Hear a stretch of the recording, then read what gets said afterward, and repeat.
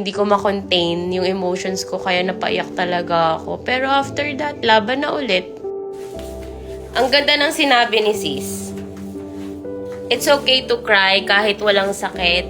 Pag oras, time ni Lord, bata, matanda, may sakit or malakas, walang oras or dahilan, biglaan.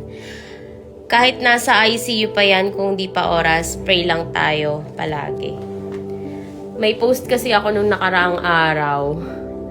Kasi parang di pa ako nakamove on dun sa isang content creator na napanood ko na nasubaybayan ko din kasi yung journey niya. Tapos nalungkot ako, syempre nung graduate na siya dito sa mundo. Tapos nasundan nung isa pang sikat din na content creator din. And siguro yung iba sa inyo nagigets ako or kilala yung mga sinasabi ko. Pero ayun na nga, I realize na life is short.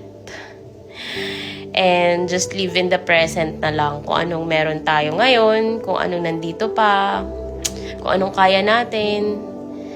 Ganun na lang kasi hindi rin naman healthy yung palagi tayong natatakot. Ako, nag-video lang ako nung time na yun kasi parang so emotional that time. And hindi ko ma-contain yung emotions ko, kaya napaiyak talaga ako. Pero after that, laban na ulit. Ganun lang naman sa buhay kasi syempre, di ba nga, ang kwento mo, ang kwento ko ay magkakaiba. Ang chapter 1 nung isa ay pwedeng chapter 10 ko na. Mga ganun. So, different stories, different life.